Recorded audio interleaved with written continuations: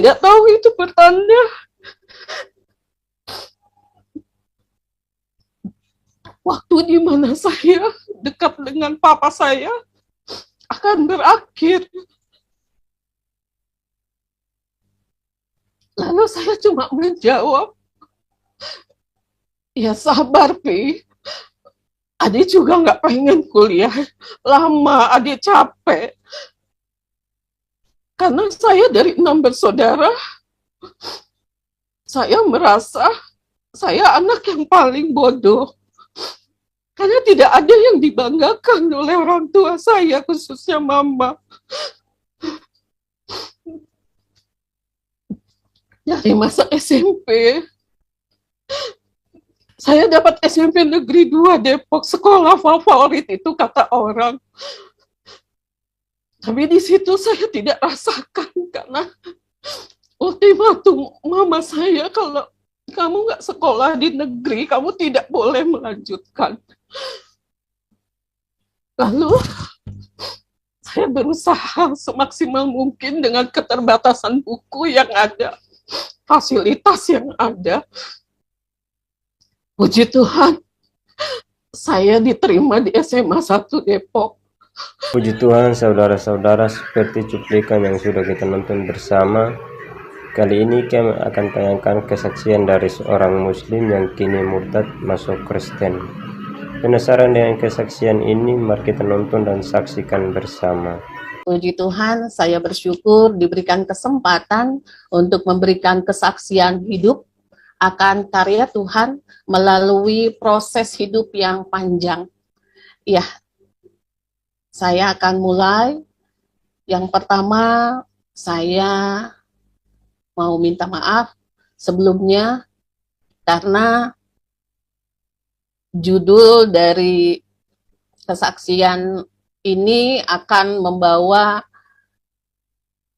status orang tua, tetapi tidak ada maksud untuk saya menjadi anak yang durhaka, tapi saya mau berbagi kesaksian di mana pendidikan atau pola pembentukan anak itu sangat mempengaruhi kedewasaan seseorang, dan tidak ada maksud saya untuk melanggar perintah Tuhan, di mana perintah yang kelima, hormati ayah dan ibumu supaya lanjut usiamu. Saya tidak menentang itu, sahabat Miracle, tetapi saya mau berbagi kesaksian di mana karya Tuhan ada menjadi bagian hidup saya di saat saya mau melepaskan semua dendam, amarah, bahkan kebencian yang cukup lama tertanam di dalam diri saya tanpa saya sadari. Ya, sahabat Miracle yang Tuhan Yesus kasihi, saya Catherine, saya anak keempat dari 6 bersaudara. Saya dibesarkan oleh kedua orang tua saya yang keduanya Kristen sejati, dan saya memiliki agama ataupun keyakinan Kristen turunan. Saya bersyukur saya ada sampai saat ini karena kasih karunia Tuhan serta doa, pastinya doa orang tua. Saat ini saya mau berbagi tentang perjalanan hidup saya di saat saya belum pernah merasakan kasih Kristus yang tulus, yang benar, yang tanpa syarat dan tidak terbatas.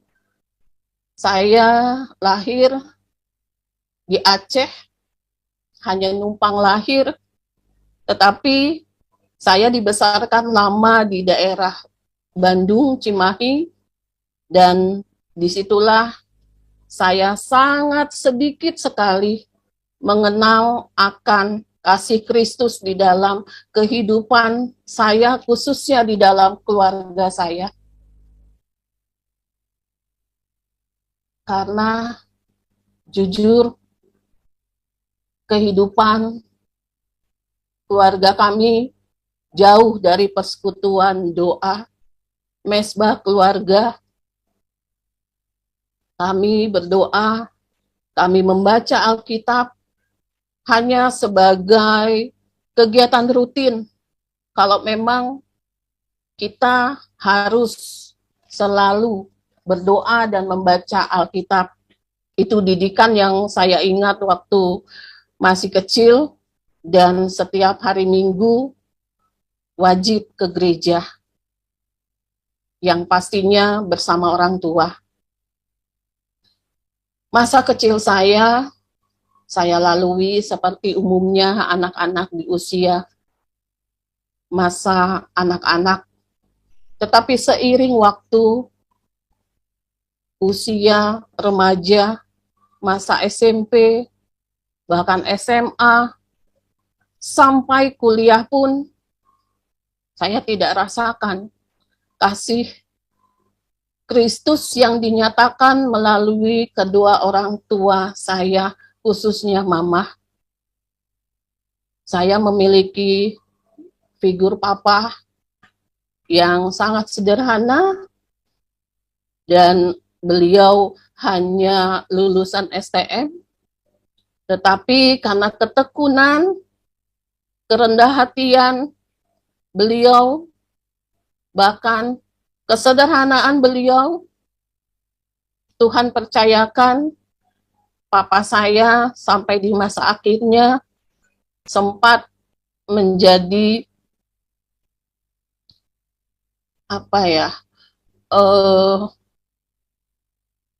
memiliki posisi yang tidak semua bisa menikmati. Pekerjaan papa saya dulu ABRI, tetapi karena ABRI wajib dikirim ke Timur Timur, mama tidak mengizinkan itu. Lalu papa saya keluar, bekerja di pabrik gula, Cop Girek, dan saya lahir di situ. Sampai pada akhirnya beliau adalah orang yang sangat sederhana dan otodidak, tidak pintar, tetapi keinginannya sangat besar. Sampai di masa usianya, beliau dipercayakan untuk mengangkat tanggung jawab sebagai teknisi di perusahaan Arko minyak Pertamina swasta. Dan figur papa saya merupakan sosok figur yang menguatkan, bahkan membuat anak-anak ini merasa sayang, segan, bahkan hormat kepada papa saya. Tetapi tidak untuk mama saya. Walaupun papa saya asalnya ABRI dan didikan beliau seharusnya disiplin, tetapi justru yang saya rasakan, kami rasakan, kedisiplinan mama yang begitu dominan mengakibatkan kedisiplinan yang tanpa arah.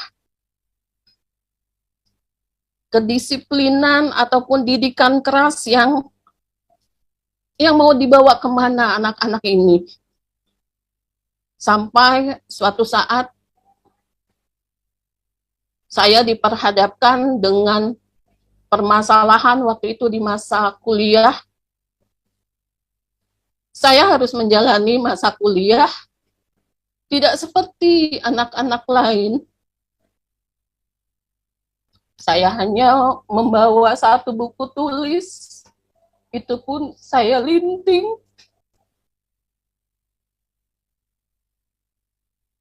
Karena masa itu, di masa kuliah, saya pun diberikan tugas, beban untuk mengelola usaha papa saya, usaha angkot. Masa kuliah saya tidak nikmati seperti layaknya anak-anak kuliah zaman dulu, terlebih zaman sekarang. Tapi saya bersyukur pada akhirnya prinsip papa saya, satu kuliah, semua anak harus kuliah, tercapai. Kami 6 bersaudara, dan 6-6-nya pun kami diberikan harta, pendidikan yang sama. Kami lulus S1 semuanya dengan berbagai jurusan. Saya bersyukur di situ, itulah awal di mana modal saya sampai saat ini, saya mampu bekerja dan mampu bertanggung jawab untuk keluarga saya. Singkat cerita, masa kuliah yang saya alami tidak seenak seperti apa yang saya bayangkan, dan pada akhirnya saya pun harus menyelesaikan semua tugas yang diberikan oleh orang tua saya. Karena waktu itu saya ingat, saya diizinkan kuliah asalkan jurusan yang dipilih orang tua itu yang harus saya lakukan. Saya dari dulu senang melukis, menggambar, dan pelajaran biologi. Saya tidak suka namanya matematika ataupun hitungan apapun. Tapi karena saya terus mau belajar menjadi anak yang taat, saya mengikuti arahan orang tua, kalau kamu mau kuliah, jurusan akuntansi. Waktu itu pemikiran mama saya hanya kalau bekerja di perusahaan, apalagi akuntansi, nanti masa depanmu cerah. Tapi saya lakukan karena itu bentuk rasa syukur sebagai anak, dan pada akhirnya saya bisa kuliah. Singkat cerita, di saat kuliah saya selesai, dan waktu itu sebenarnya pertanda kalau papa saya itu sebenarnya Tuhan izinkan untuk mendampingi saya sampai kuliah saya selesai.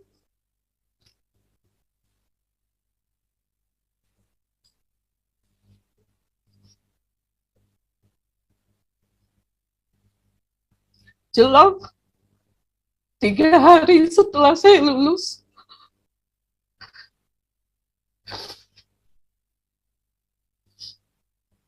papa saya masuk rumah sakit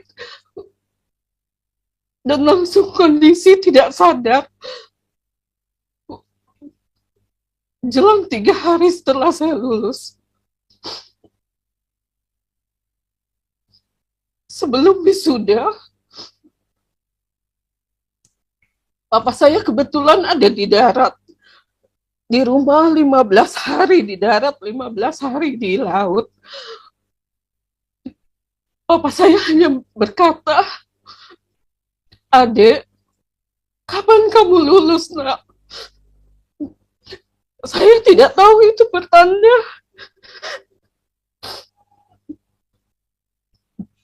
Waktu di mana saya dekat dengan papa saya akan berakhir. Lalu saya cuma menjawab, "Ya sabar, Pi. Adik juga nggak pengen kuliah lama, adik capek." Karena saya dari 6 bersaudara, saya merasa saya anak yang paling bodoh. Karena tidak ada yang dibanggakan oleh orang tua saya, khususnya mama. Dari masa SMP, saya dapat SMP Negeri 2 Depok, sekolah favorit itu kata orang. Tapi di situ saya tidak rasakan, karena ultimatum mama saya, kalau kamu nggak sekolah di negeri, kamu tidak boleh melanjutkan. Lalu saya berusaha semaksimal mungkin dengan keterbatasan buku yang ada, fasilitas yang ada. Puji Tuhan, saya diterima di SMA 1 Depok. Itu pun tidak menjadi kebanggaan saya, walaupun katanya SMA 1 Depok itu sekolah favorit. Tapi itu tidak menjadi kebanggaan saya karena beban buat saya, persaingan anak-anak, persaingan kemampuan anak-anak di atas rata-rata saya. Kembali lagi saya berusaha untuk taat. Sampai masa kuliah saya masih belajar taat. Tapi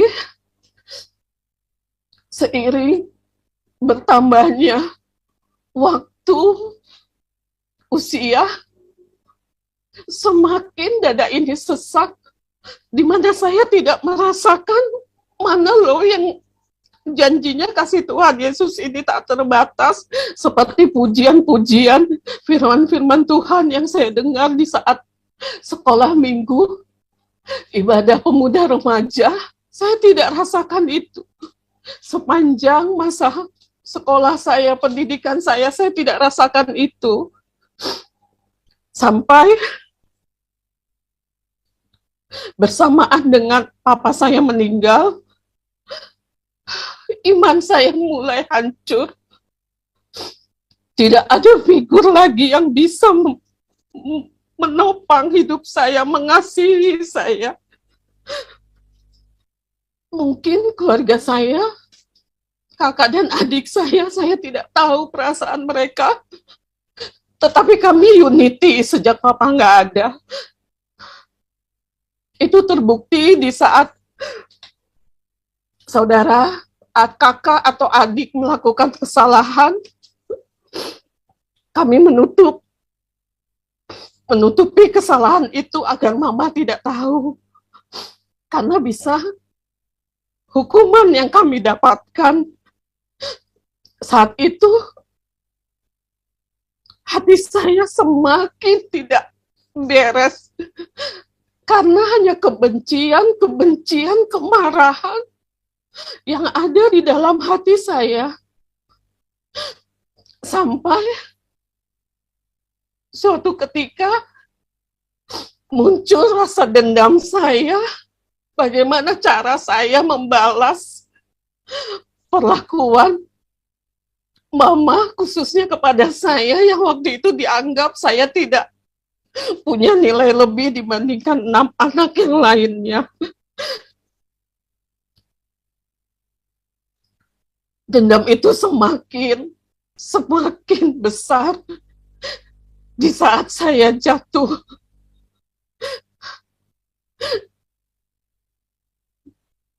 Untuk merusak diri saya lari dari rumah.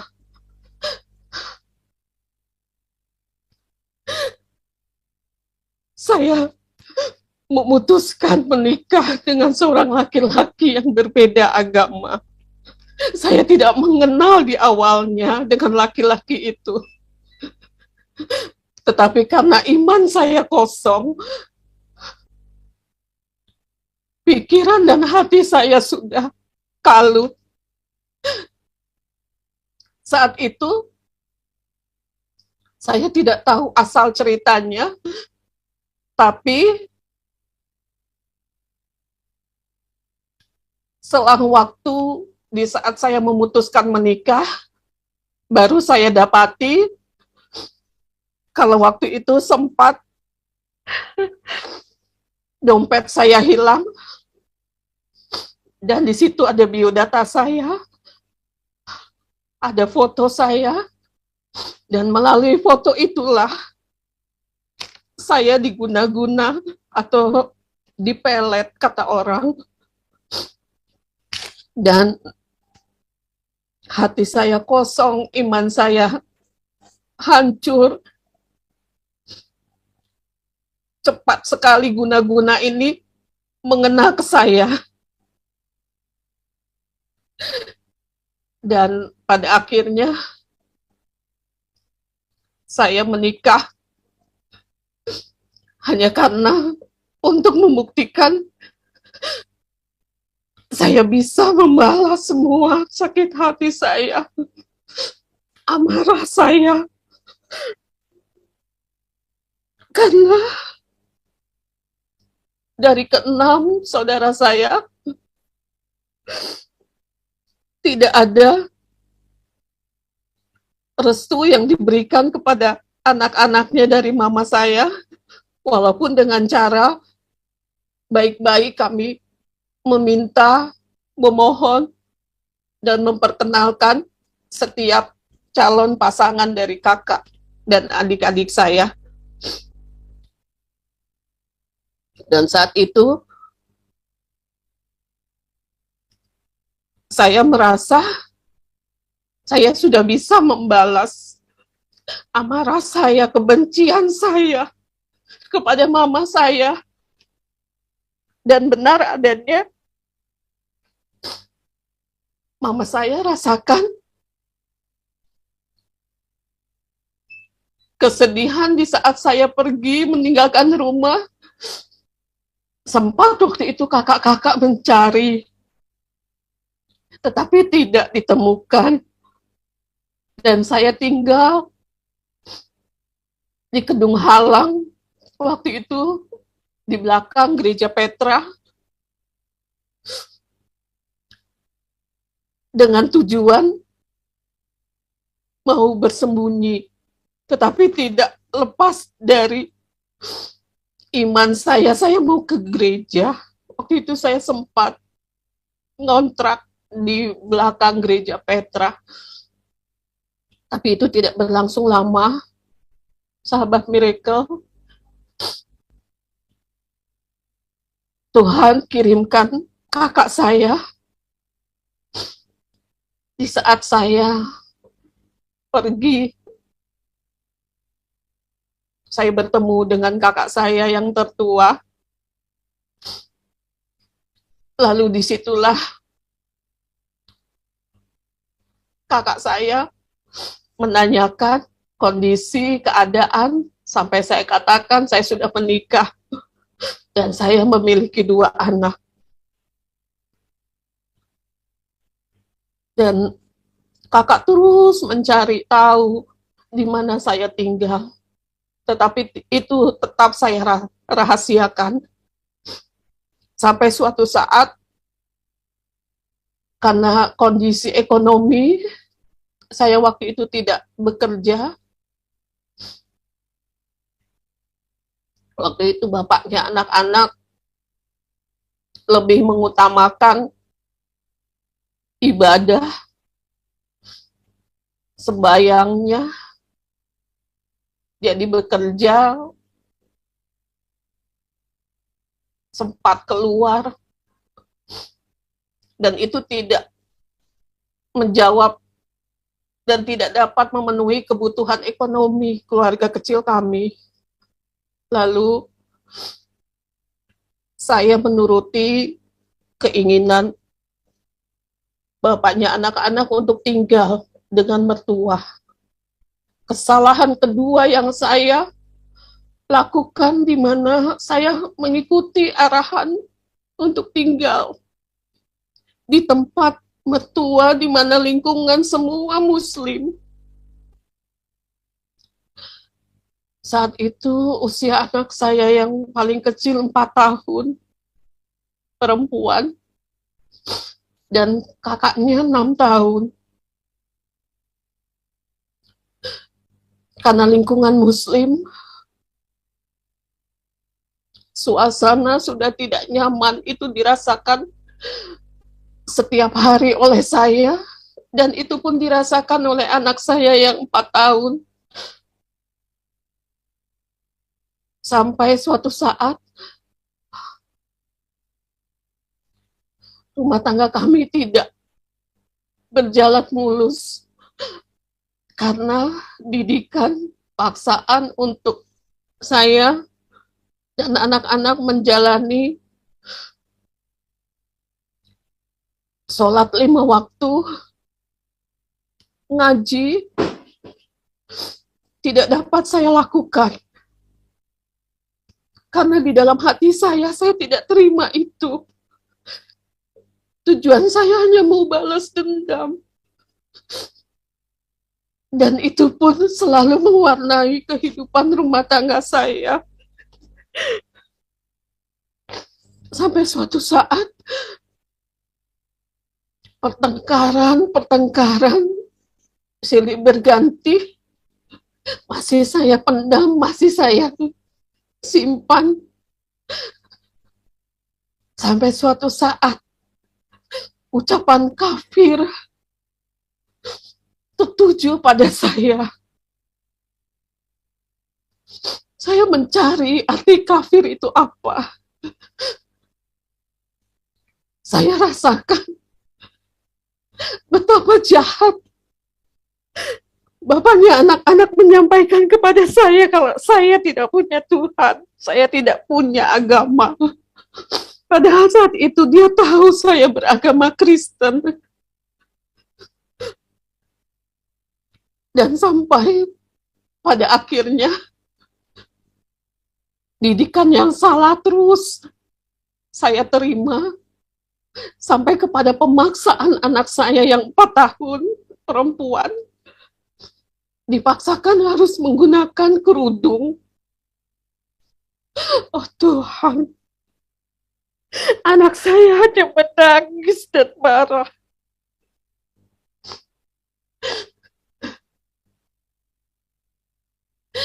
Sampai anak saya mengatakan, "Mama, ini untuk apa?" Anak saya melihat kerudung itu langsung dibuang. Dan keributan semakin besar. Dan saya sudah tidak bisa menahan untuk menyelesaikan semua permasalahan yang saya buat. Dan pada akhirnya saya memutuskan untuk pergi dari tempat mertua. Dan saat itu saya bingung harus kemana, karena saya belum siap untuk kembali ke orang tua. Dan saat itu saya teringat tetangga kontrakan di Kedung Halang, di belakang gereja Petra. Saya ke rumah Bapak Agus waktu itu. Beliau sangat mengasihi saya dan anak-anak. Beliau Muslim sejati. Tapi beliau sangat menghormati perbedaan agama. Dan dari beliaulah saya sempat menumpang membawa anak-anak saya, 2 orang, untuk saya berlari lagi mencari kedamaian hati waktu itu, mencari ketenangan. Dan saya dapatkan dari keluarga beliau. Dan itu tidak berlangsung lama. Waktu itu proses perceraian belum saya urus. Dan waktu itu bapaknya bilang akan mengurus, tetapi tidak dilakukan. Sampai suatu saat pelarian saya terhenti di saat bapaknya melihat saya menggendong anak-anak untuk berusaha mencari uang dengan menjual apapun yang bisa saya jual waktu itu. Saya mencoba menjual sendal dagadu, karena di kontrakan itu ada home industry yang membuat sepatu sendal dagadu. Waktu itu saya menggendong anak saya, menuntun anak saya, dan menjinjing barang dagangan. Terlihatlah dengan bapaknya anak-anak. Dan disitulah saya kembali lagi harus mengikuti apa yang menjadi keputusan dia. Tapi itu tidak berlangsung lama. Akhirnya Tuhan pertemukan dengan kakak saya, kakak tertua saya. Dan saat itu saya sudah lelah berlari. Lalu saya bercerita kepada kakak saya, "Adik udah capek, Mbak. Adik udah lelah berlari. Adik mau kembali." Dan waktu itu kakak saya dengan penuh sukacita meminta untuk saya kembali. Saya tidak berpikir panjang saat itu. Saya pikir dengan perubahan status saya sudah menikah dengan membawa anak saya 2.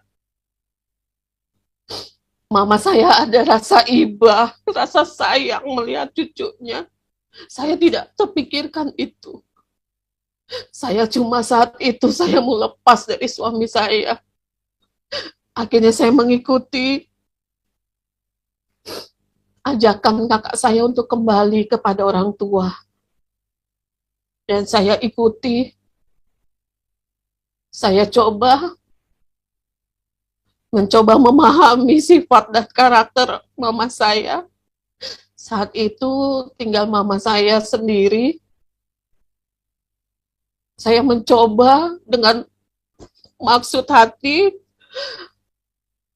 saya bisa menemani beliau di masa tuanya. Dan beliau terhibur dengan cucu-cucu yang saat itu masih keadaan manis-manis, kecil-kecil. Tapi tidak terjadi seperti apa yang saya pikirkan. Waktu itu kakak melihat, "Perjuangan kamu cukup besar, Dek. Kamu tidak bisa menghidupi anak-anakmu dengan berjualan seperti ini." Akhirnya kakak mencarikan saya pekerjaan sebagai guru TK. Karena waktu itu kakak saya mendapat kepercayaan untuk mengelola TK, padahal beliau PNS. Tapi disitulah peluang saya bekerja di awal profesi sebagai pendidik. 2006 waktu itu, saya tidak tahu karena saya lulus akuntansi, tapi saya berbelok sebagai guru TK. Karena di saat saya lulus, tidak lama Krismon, perusahaan sudah banyak yang gulung tikar. Oleh sebab itu, saya mengiyakan tawaran beliau untuk mengajar menjadi guru TK. Dan puji Tuhan, disitulah awal saya merasakan dunia kerja. Yang masa kuliah, saya sempat 2-3 tahun saya tidak diizinkan bekerja karena mengurusi usaha angkot orang tua saya. Tapi karena kondisi saya yang single parent, saya paksakan kondisi yang tidak nyaman tinggal di rumah orang tua. Saya tinggal di samping garasi, waktu itu garasi angkot. Cukup layak tempatnya. Dan saya pikir itu bisa bertahan lama. Tapi tidak terjadi. Di saat saya bekerja sebagai guru TK, saya harus berangkat dengan angkot karena saya tidak punya kendaraan apa-apa. Cukup memakan waktu daerah Kemang dan macet di Selapeda. Akhirnya saya harus berangkat pagi, dan saat itu Anak-anak saya waktu itu belum sekolah, mau sekolah yang besar kelas 6, usia 6 tahun, tetapi puji Tuhan saya pikir belum sekolah mamanya beradaptasi dulu dengan pekerjaan yang baru, dan saya titipkan anak-anak saya kepada orang tua, dan saya pikir itu mama kandung saya. Pastinya beliau menjaga cucu-cucunya dengan baik. Saya nggak tahu apa yang menjadi kesalahan saya, apa yang menjadi dosa saya. Perlakuan mama saya kepada anak saya tidak pernah saya bayangkan, dan mungkin tidak ada orang tua yang sejahat itu. Anak saya kedua-duanya masih kecil, dan saat itu saya cuma menyiapkan makanan dan ada TV kecil untuk hiburan mereka. Dan saya sudah katakan kepada anak-anak saya, jangan banyak menyetel TV, nak. Nanti listrik Oma mahal. Mama nggak sanggup bayar. Dan jangan berisik. Nanti Oma marah. Waktu tidur Oma terganggu. Dan kata orang, dan saya juga merasakan anak-anak saya itu anak yang pendiam. Anak yang nggak rewel karena mereka tahu masa kecilnya kehidupan kami tidak bahagia, kehidupan kami tidak nyaman. Alhasil, di saat saya pulang kerja, saat itu seperti biasanya anak yang paling besar itu namanya Dika, dia selalu membukakan pintu pagar karena tahu mamanya pulang. Tapi suatu ketika di saat saya pulang dari kerja, anak saya menangis dua-duanya. Lalu menggedor-gedor besi pintu. Mama buka, mama buka. Lalu saya tanya, kenapa? Kenapa dikunci? Coba buka, mama udah pulang. Anak saya cuma menangis, teriak-teriak. Nggak ada mama, kuncinya nggak ada. Kita dikunci sama Oma. Lalu kita nggak bisa setel TV, mama, karena listrik dimatiin. Lalu saya putar arah ke depan, mengedor pagar di depan mama saya. Akhirnya dibukakan, langsung saya tanya, mama kenapa mengunci anak-anak adik? Apa dia salah? Apa dia bandel? Tapi jawaban mama saya, anak kamu berisik. Anak kamu selalu nyetel TV. Memangnya kamu sanggup untuk membayar semua ini, listrik dan sebagainya? Saat itu saya masih diberikan kesabaran karena mau kemana lagi. Saya tidak tahu harus membawa anak-anak saya kemana lagi. Padahal waktu itu, waktu saya menjadi guru TK, saya mendapatkan gaji 425.000 rupiah 2006. Dan itu selalu saya bagi dua. Mama 200, saya 225, dengan harapan saya bisa menitip anak-anak saya. Tapi alhasil semua tidak berjalan baik. Malah ketakutan yang ada.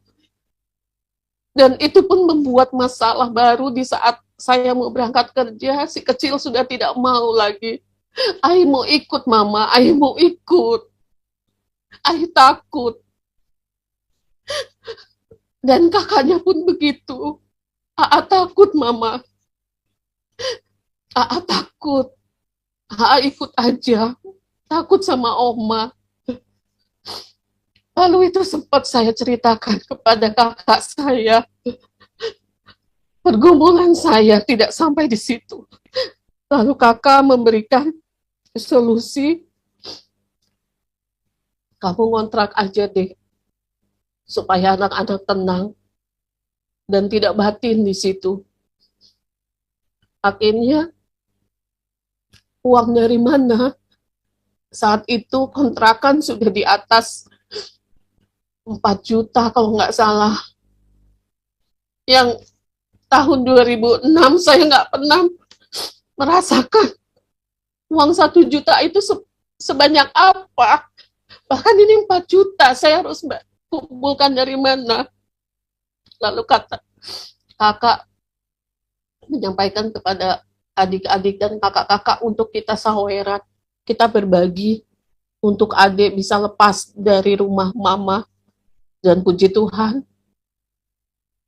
pada akhirnya kakak menemukan kontrakan kecil dengan biaya kurang dari 4 juta setahun. Tapi saat itu baru 4 bulan saya tinggal di rumah kontrakan, waktu itu dekat, tidak begitu jauh dengan kakak. Saya sempat, sebelum saya memutuskan iya untuk kita ngontrak, saya sempat waktu itu mengalami guncangan hebat di saat saya bingung dengan tekanan-tekanan yang diberikan mama saya kepada anak-anak dan saya sendiri. Di saat saya tinggal, listrik dan air dimatikan dari pusat. Saya cuma berpikir, apa yang salah dari saya? Tak ada belas kasihan orang tua kepada anaknya yang memutuskan untuk menjadi single parent.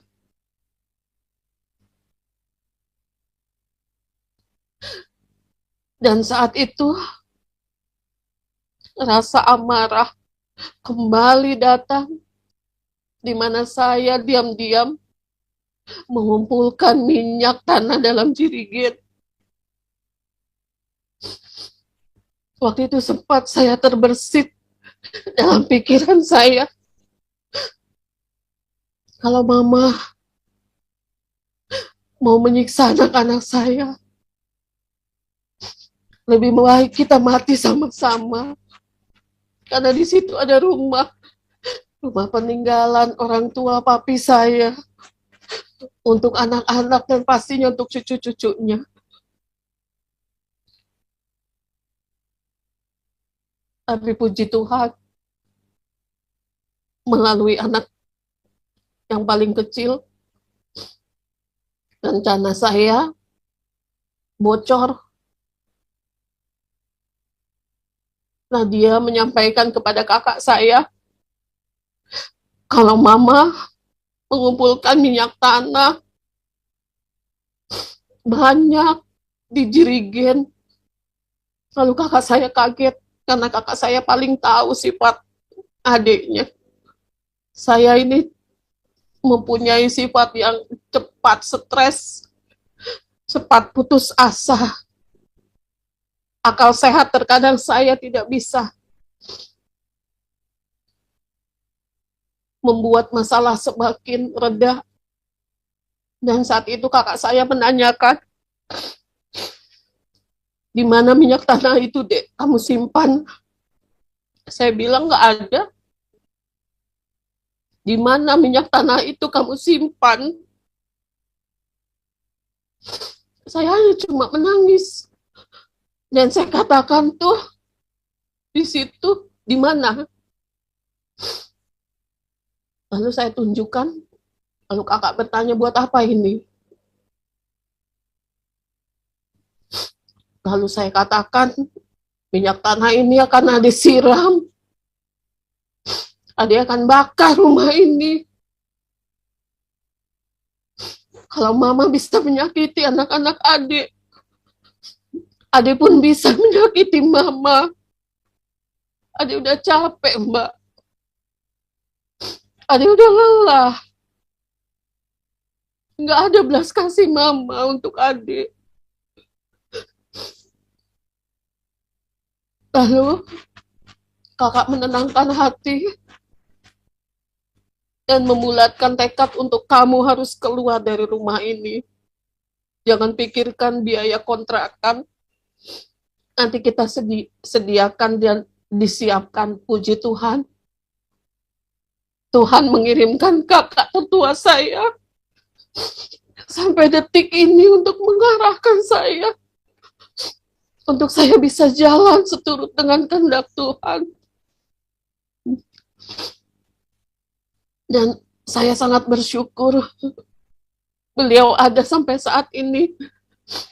Selalu memperhatikan saya, menopang saya, memahami saya. Sampai suatu saat saya diberikan kontrakan dan Tuhan memberikan kasih karunia-Nya. Mungkin Tuhan melihat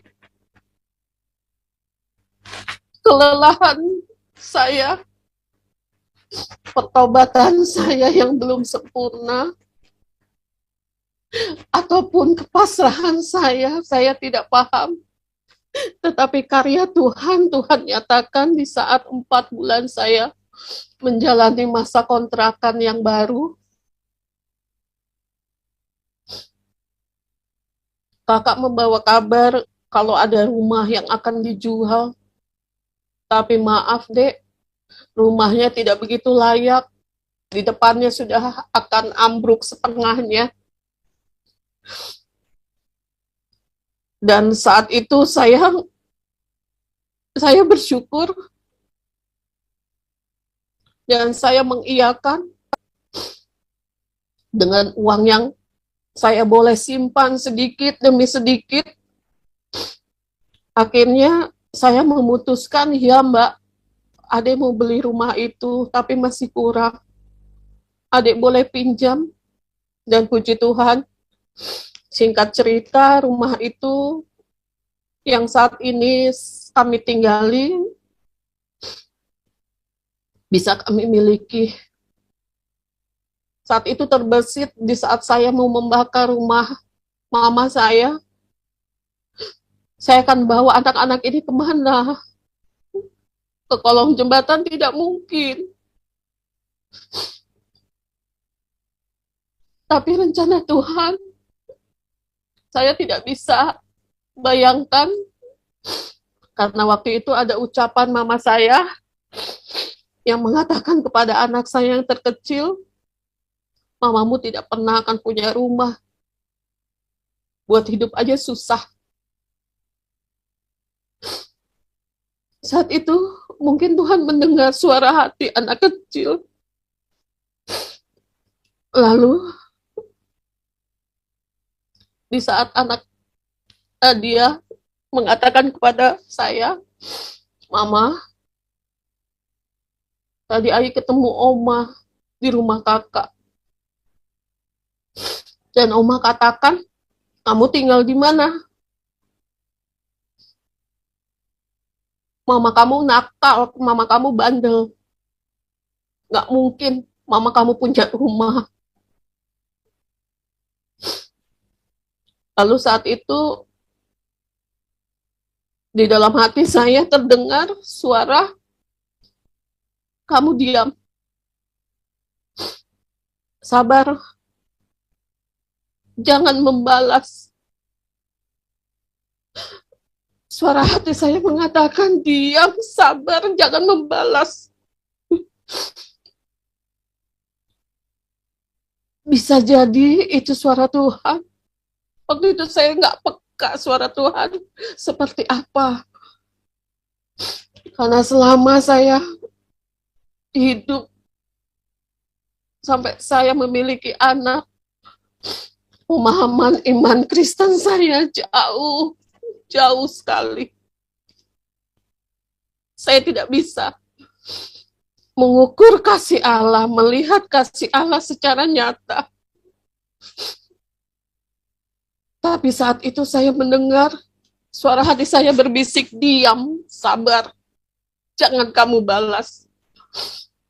Dan itu saya lakukan. Saya hanya diam,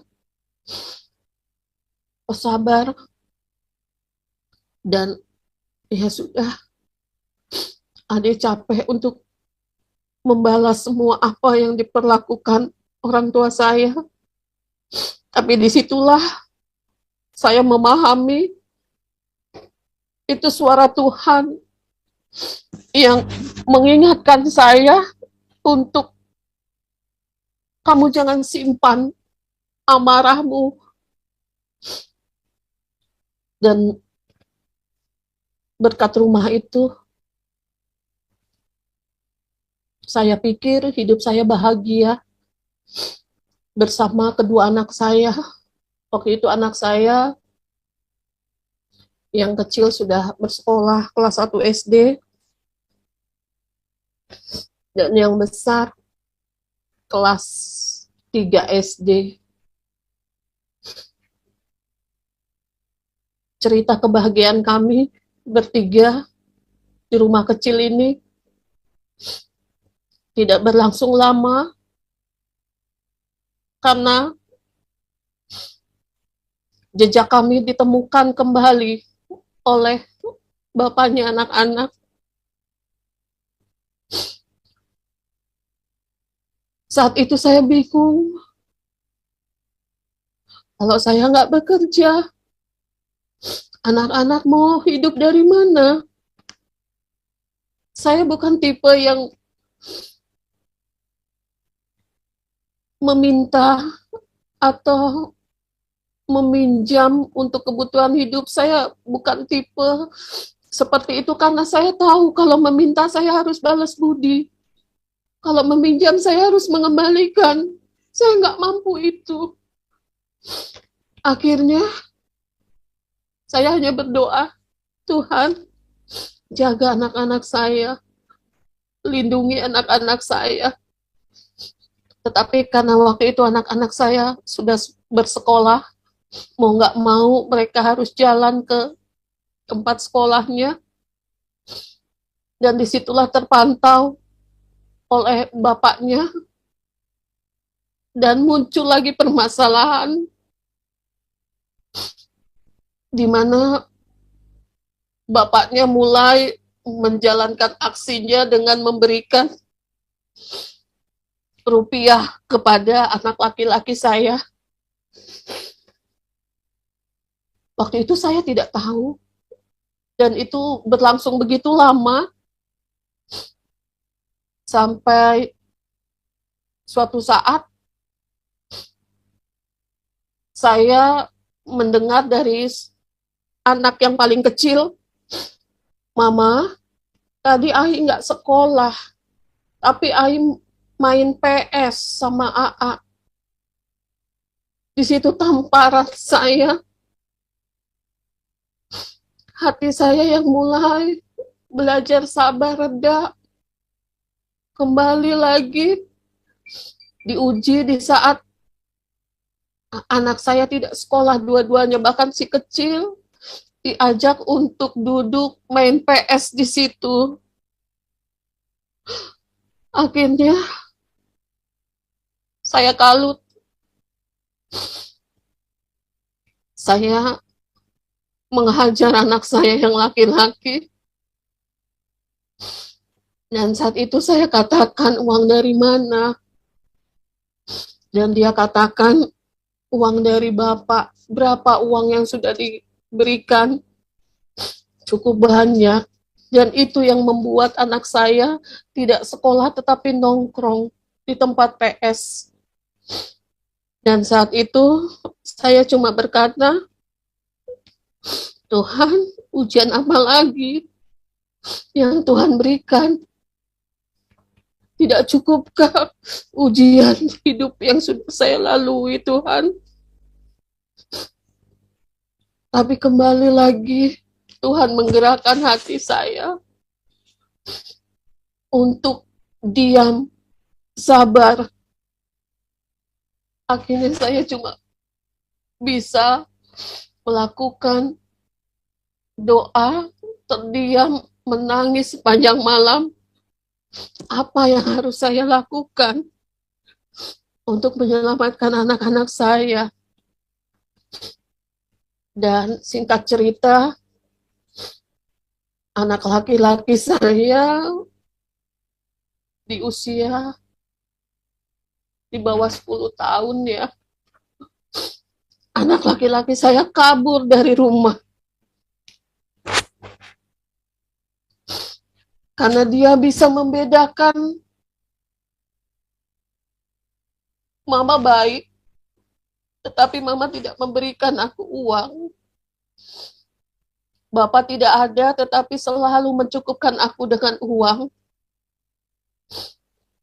Akhirnya sempat anak laki-laki saya ikut dan tinggal dengan bapaknya. Dan saat itu bapaknya belum punya rumah, tinggal sama neneknya.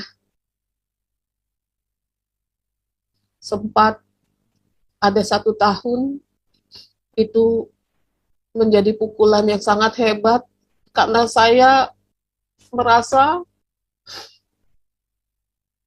anak saya bertumbuh seperti apa. Dan dia selalu dekat dengan adiknya. Adiknya tidak bisa tanpa kakaknya. Awal-awal adiknya yang bungsu selalu mengatakan, mana AA mama, mana AA. Saya cuma mengatakan, bahwa dalam doa dek, nanti juga AA pulang. Saat anak saya pergi, kabur dari rumah kecil ini, tidak siang malam, saya selalu bawa dalam doa, Tuhan, kembalikan anakku. Aku tidak minta apa-apa, Tuhan. Aku ingin anakku.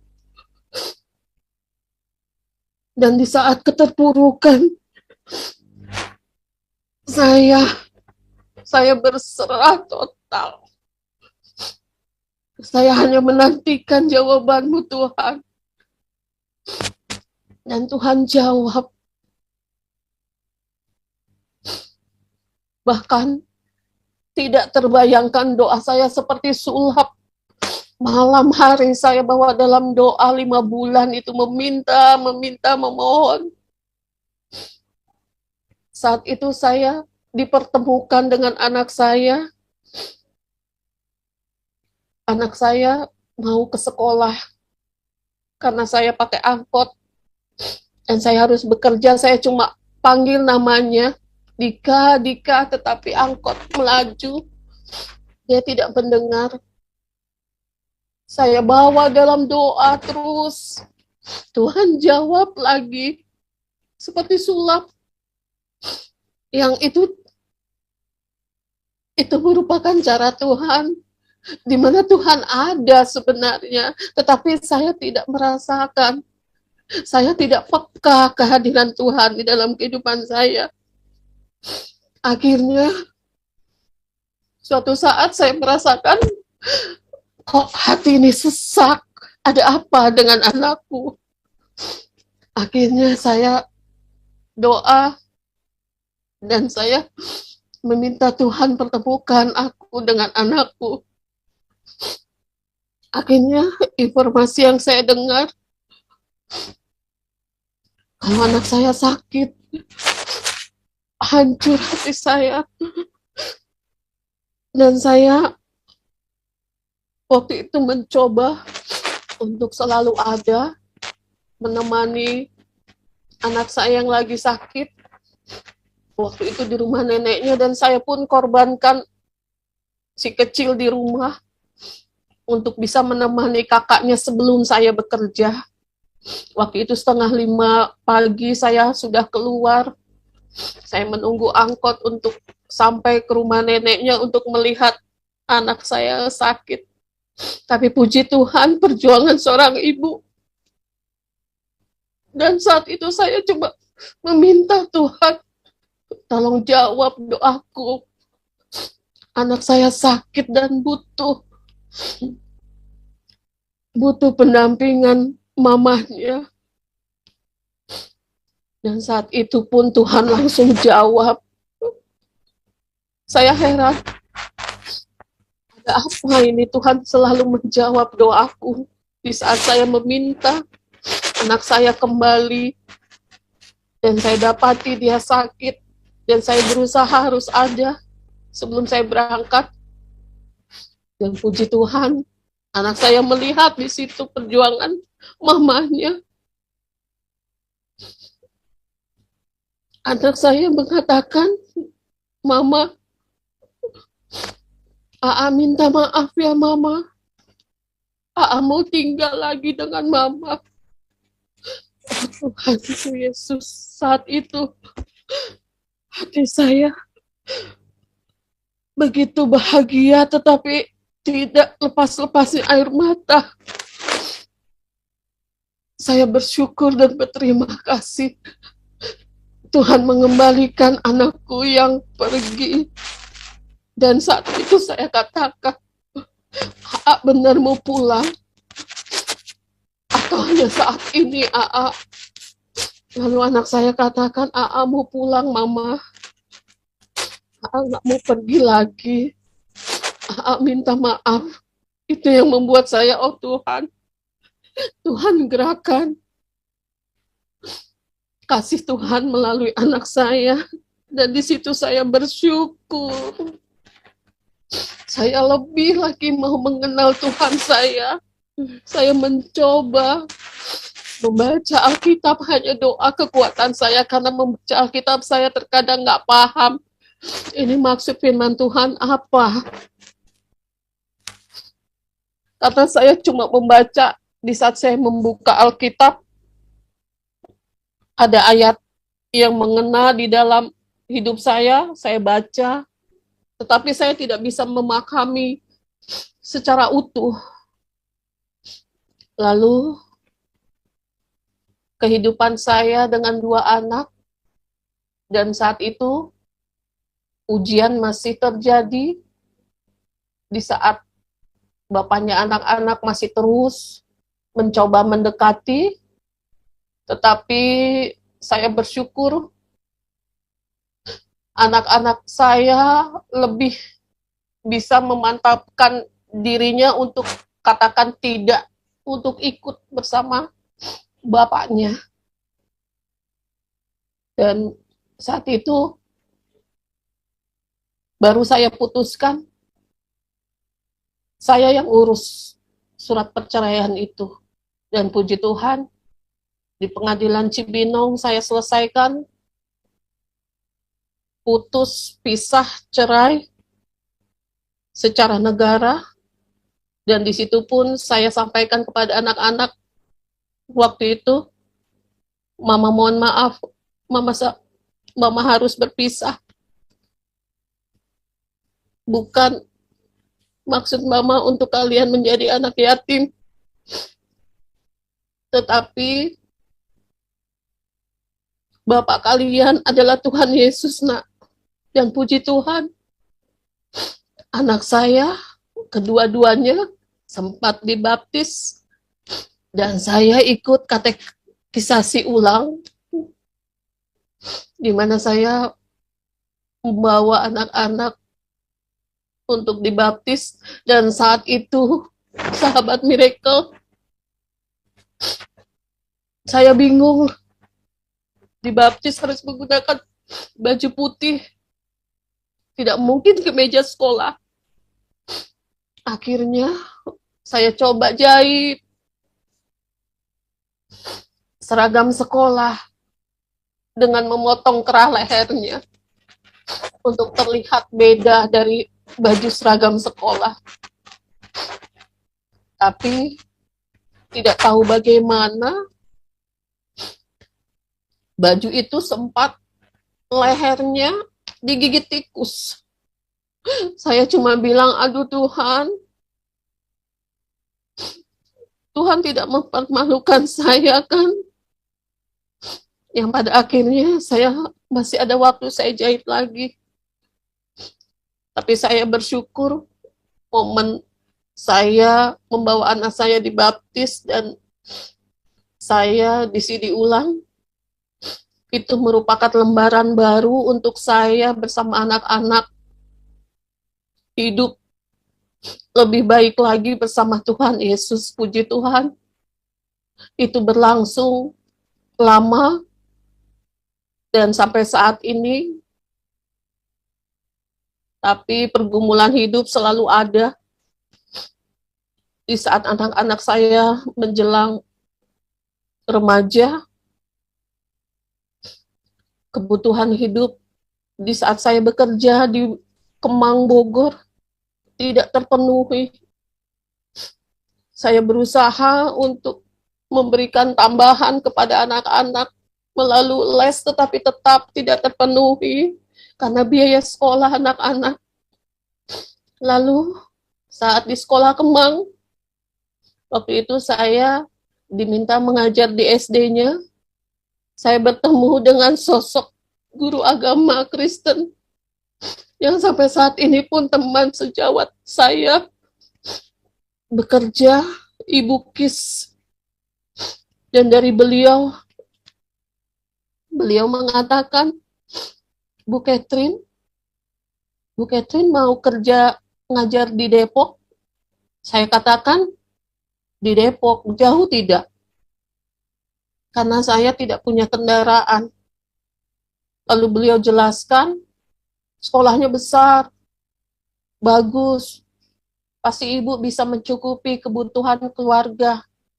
Karena Ibu Kis adalah tempat di mana saat saya mengajar di Kemang, tempat curhat saya dengan pergumulan yang ada, karena saya merasa nyaman cerita dengan beliau. Lalu singkat cerita, Ibu Kis keluar dari sekolah yang di Kemang, SD yang di Kemang.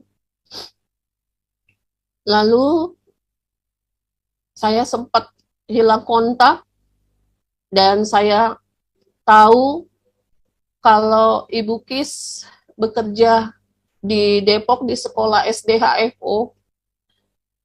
Dan saat itu saya sempat ke sekolah itu mengantarkan lamaran kakak ipar. Lamaran kakak ipar yang rencananya akan melamar sebagai guru olahraga di SD HFO. Waktu itu tahun 2010.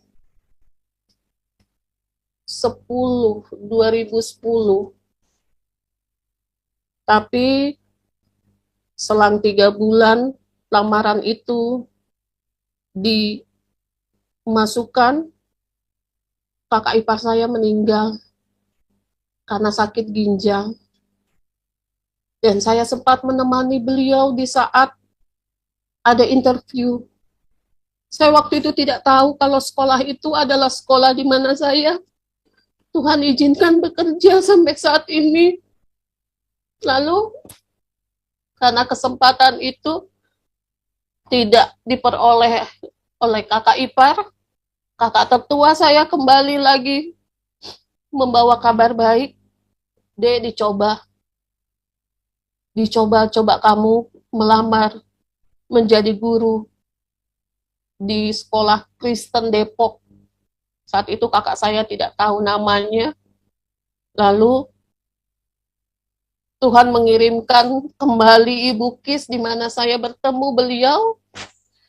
Waktu itu Bukis menanyakan, Bu Catherine, sudah belum melamar? Buat lamaran untuk di SDHFO Depok. Lalu saya katakan, saya sudah Bukis. Saya waktu itu sempat membawa lamaran saya sebelum kakak ipar saya meninggal. Jadi sebelum meninggal itu kakak tertua saya, coba deh, mana tahu ada kesempatan buat kamu deh. Nanti kalau kakak ipar di guru olahraga mungkin kamu bisa jadi guru SD atau guru TK. Akhirnya saya sempat juga membuat surat lamaran, tetapi sayang, 1000 kali sayang, saat itu saya tidak punya handphone, jadi saya tidak mencantumkan nomor telepon di surat lamaran itu. Dan Bukis menanyakan, sudah membuat lamaran? Sudah. Ternyata surat lamaran itu sudah tertumpuk 1 tahun, dan sekolah tidak bisa memanggil atau menemukan jejak saya karena tidak ada yang bisa dihubungi. Tapi puji Tuhan, Tuhan kirimkan Ibu Kis untuk saya bisa dipanggil untuk interview waktu itu karena lamaran sudah 2 kali masuk. 1 tahun yang lalu tidak ada nomor teleponnya, dan lamaran yang kedua saya langsung disuruh datang dan saya langsung interview, dan puji Tuhan saya diterima. Saat itu saya tidak menyangka, karena di balik gereja yang megah, di situ ada SD Kristen yang saya sendiri. Apakah mungkin Tuhan, sekolah sebesar ini saya mampu? Tapi jawaban Tuhan menunjukkan saya untuk saya bisa berkarya di sekolah itu. Dan saat itu perjuangan saya tidak mudah, karena di sekolah yang besar, murid yang banyak, saya hanya sarjana akuntansi. Dunia pendidikan saya tidak begitu paham, tetapi saya punya hati untuk melayani anak-anak. Itu yang saya pegang. Lalu kakak mensupport saya, coba deh, yang penting kamu jujur, kamu pahami karakter anak-anak di sana. Mbak cuma titip kamu jujur, lakukan yang terbaik. Dan itu saya lakukan. Dan saat pertama, begitu kikuk kata saya, cuma dari sekolah kecil, saya diterima, ditempatkan. Tuhan memilih saya untuk saya bergabung di sekolah SDHFO. Dan di situ, awal pertama, saya merasakan pertumbuhan iman saya. Saya mengenal Tuhan Yesus dengan benar. Saya memahami firman Tuhan dengan benar. Di SDHFO itulah, karena satu yang saya lihat saat itu, sosok gembala gereja GBI Kamboja.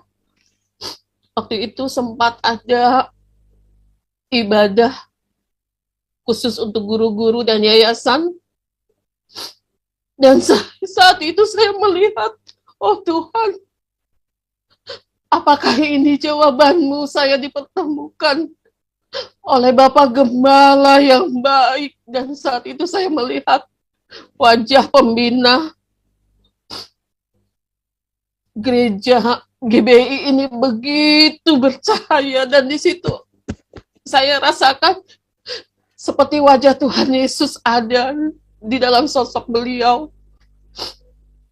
Dan sewaktu itu saya sempat bertanya, ini siapa? Ini siapa? Dan ternyata Bapak Pembina YPKB Bapak Insinyur Yongki, dan beliau pendeta GBI Kamboja. Dan saat itu saya bersyukur Tuhan, saya menemukan sosok Bapak. Ada ketenangan di saat saya melihat wajah beliau, belum mendengarkan suara beliau. Tapi saya melihatnya seperti wajah Tuhan Yesus. Dan di saat beliau memberikan khotbah, semakin hati saya semakin terasa, oh Tuhan tempatkan saya di sekolah ini. Karena ada maksud Tuhan, saya harus memperbaiki diri lagi, membuang rasa benci, marah, dan dendam saya. Saat itu saya tidak tahu rasa dendam itu masih ada. Tetapi di SDHFO ini, melalui Yayasan YPKB, kami dibentuk, kami dididik, kami diproses. Cukup keras waktu itu saya rasakan, karena saya belum mengalami namanya pembaharuan iman, apalagi iman saya yang goyah. Waktu itu cukup sulit untuk saya mengikuti, tetapi puji Tuhan, karena saya melihat sosok Bapak Gembala ini membuat saya, kamu bisa, kamu bisa. Dan saya lakukan apapun yang menjadi kebijakan, saya coba lakukan. Dan satu hal yang saya suka, di mana setiap pagi saya diberikan kesempatan untuk doa penyembahan dan pujian. Di situ iman saya semakin tumbuh. Iman saya tumbuh dari lingkungan di mana saya ada. Sampai suatu ketika, saya masih dihadapkan kepada pergumulan. Waktu itu, saya sudah di SDHFO, saya dihadapkan kepada keputusan pengadilan yang saat itu belum sah katanya. Padahal saya sudah menerima surat cerai itu, tetapi masih ada masalah, saya nggak paham. Lalu saat itu, kegembiraan saya kembali goyah di saat saya baru menikmati berkat Tuhan melalui sekolah SDHFO. Saya dipanggil beberapa kali ke pengadilan. Saya tidak tahu masalahnya apa, legalitas surat cerainya atau bagaimana, saya nggak paham. Dan disitulah saya merasakan, ini ada apa Tuhan? Apalagi yang salah dari saya? Tidak tahunya, saya dipertemukan oleh teman saya, Bapak Ziko. Waktu itu saya menceritakan kepada beliau kalau pergumulan saya masalah surat cerai, dan kenapa ya Mr. Ziko, hati saya kok masih nggak damai, padahal saya sudah berusaha untuk melepaskan semuanya. Akhirnya beliau memberikan saran, coba ibu konseling. Dan saat itu saya langsung merespon iya. Saya konseling kepada Bapak Pendeta Rudi, waktu itu masih bagian dari pendeta di GBI Kamboja. Dan saat itu beliau sangat mengayomi saya, dan saya bisa membuka hati saya, dan beliau katakan, ibu masih menyimpan akar pahit. Saya bingung saat itu, akar pahit apa, Pak? Lalu Bapak Pendeta Rudi itu katakan, ibu masih menyimpan amarah, ibu masih menyimpan dendam. Akhirnya saya tidak bisa menutupi dari beliau. Saya katakan, iya Pak, saya sudah lama tidak berkunjung ke rumah mama saya. Karena saya tidak mau melihat dia. Saya tidak mau merasakan kehancuran saya yang dulu kembali lagi. Akhirnya beliau katakan, ibu harus buang akar kepahitan itu. Itu akan merusak kehidupan ibu, hati ibu, berkat ibu. Bahkan karya Tuhan akan terhambat kalau ibu masih menyimpan akar kepahitan itu.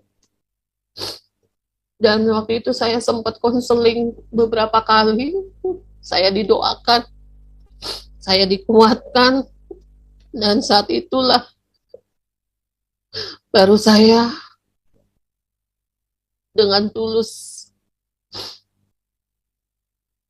saya mengatakan kepada beliau, Pendeta Rudi, saya mengampuni mama saya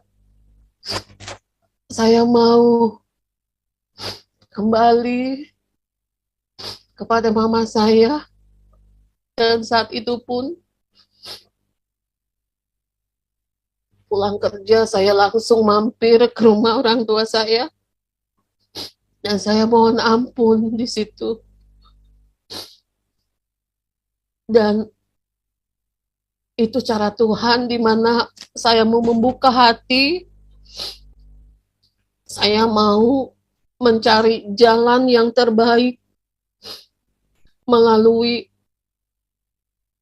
para pelayan di gereja itu.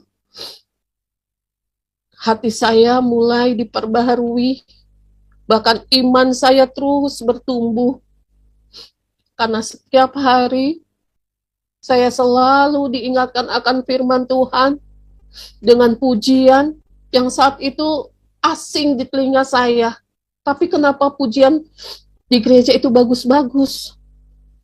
Dan itulah yang membuat semangat saya setiap harinya untuk memuji, memuliakan Tuhan walaupun dengan lagu-lagu yang sebenarnya saya tidak begitu bisa, tetapi seiring waktu, pujian itulah yang menjadi kekuatan saya. Dan sampai saat ini, saya bersyukur, saya dibentuk iman saya melalui Yayasan Pokok Kekirangan Bangsa dan melalui sekolah HFO. Saya mengenal akan firman Tuhan, mengenal Tuhan saya. Dan disitulah saya merasakan kasih yang sebenarnya, kasih tanpa syarat, kasih yang tulus. Di saat saya sudah melepaskan diri saya dari amarah, bahkan dendam yang saya simpan saat itu, saya tidak menyadari saya sudah berakar kebencian saya. Dan saya bersyukur Tuhan masih mengizinkan saya untuk memperbaiki diri saya, khususnya dalam keimanan saya,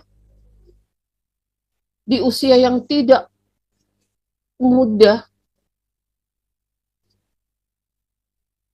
Di saat Tuhan memberikan saya kesempatan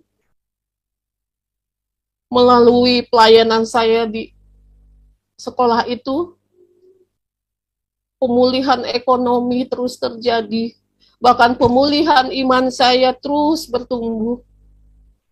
Dan saya sempat berkomitmen kepada Tuhan, Tuhan, saya akan terus melayani Engkau melalui pelayanan saya untuk anak-anak yang Tuhan percayakan.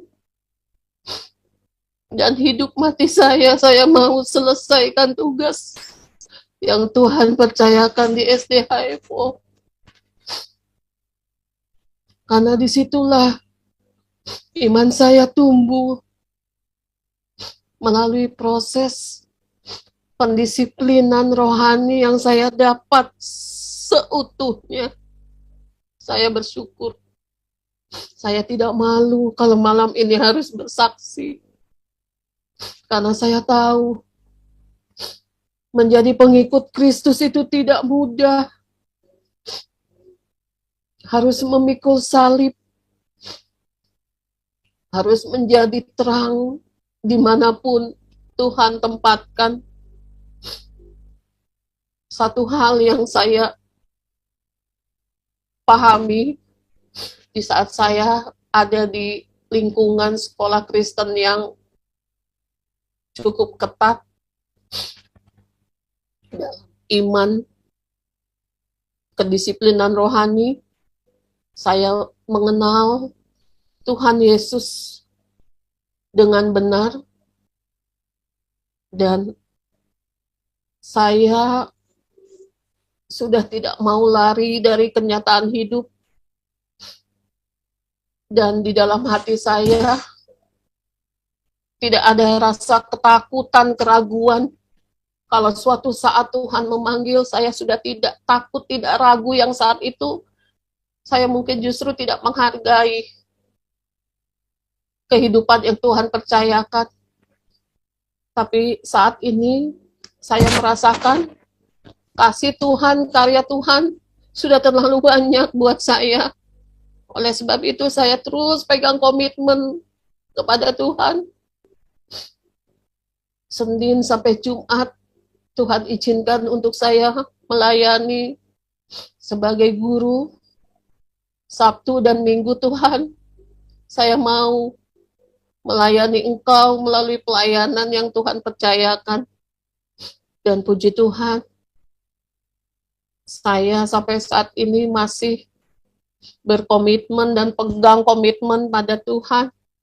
Karena di situ komitmen saya jaga, disitulah saya rasakan kasih Tuhan tidak pernah lepas dari kehidupan saya. Saat teduh, membaca firman dengan pemahaman yang benar, mulai saya tumbuhkan di dalam kehidupan saya. Dan saat ini pun saya bersyukur di saat Tuhan izinkan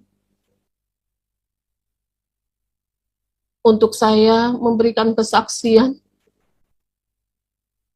kepada sahabat-sahabat Miracle TV. Kembali lagi, saya minta maaf jikalau tidak ada yang berkenan dengan kesaksian saya.